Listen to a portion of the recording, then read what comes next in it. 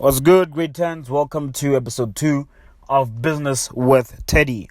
And today's episode, we're going to be dealing with something very interesting, and that is the components of the micro environment. Right. So what exactly is the micro environment? As we have mentioned, we simply said that a business exists within 3 different environments. The micro means small, market, as well as the macro. Macro means big, just like the retail outlet.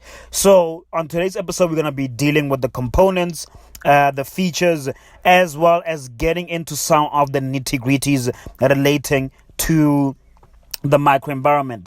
Let's break it down. If you guys are ready, get your pen, get your pencils, get your notepads, and let's get it. So first things first, the meaning of the microenvironment. Number one, we're saying it is the environment within which a business operates and consists of the business itself, because the business in and of itself is operating within the micro environment. Number two, it is the decision making. So remember, I said that you have to kind of always think of the business environment and also think of the micro environment as a house, right? So where are decisions about your house made? They're made inside of the house, right? Because the people living inside of the house, they decide how neat the house looks. They decide which groceries to purchase, right? They are the ones who decide what gets renovated. So in a business context, right, then the same thing also applies and happens as well.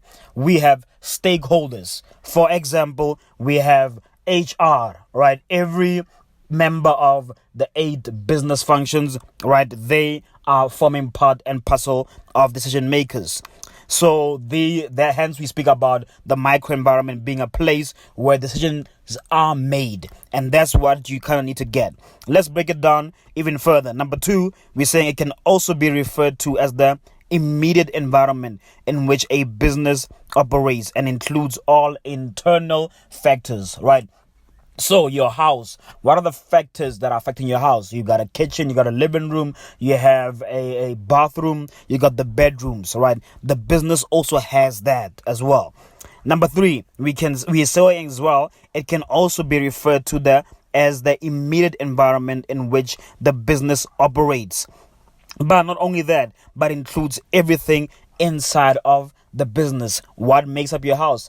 Everything that is on the inside. Same thing with a business. Let's move on to the components, right, as to what exactly truly makes this thing up. Number 1, we are saying that this is made up of the vision, the mission, the goals, and the objectives, right? So every business, there has to be a reason why it exists. There has to be a place where it wants to go. That is the vision. The mission statement speaks to how the business achieves this thing. But remember, the business will never be profitable. And that is what we want. We want the business to become profitable. The business will never be profitable if there is no goals that are set. So goals are either short term, medium term, or long term, right? Objectives basically guide us and tell us about how we are achieving these things.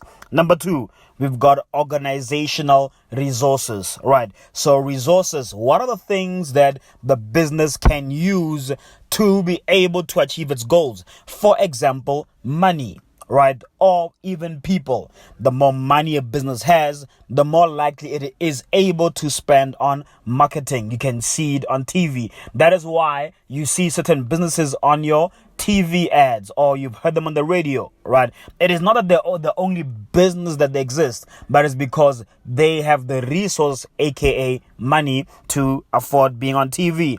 Let's move on from there. Great hands. Leadership and management, right? So as we mentioned that every house needs to have a leader, needs to also have a manager. Somebody who's going to, take out the belt and beat you if you don't do the dishes or if you don't tidy your room. That's management, right? But leadership is the person who's bringing the vibe. Somebody who's bringing structure. Somebody who's bringing control in the house. Same thing happens with the business. We need managers to manage people to ensure that they are working, to manage assets to ensure that they are working. I hope we are good.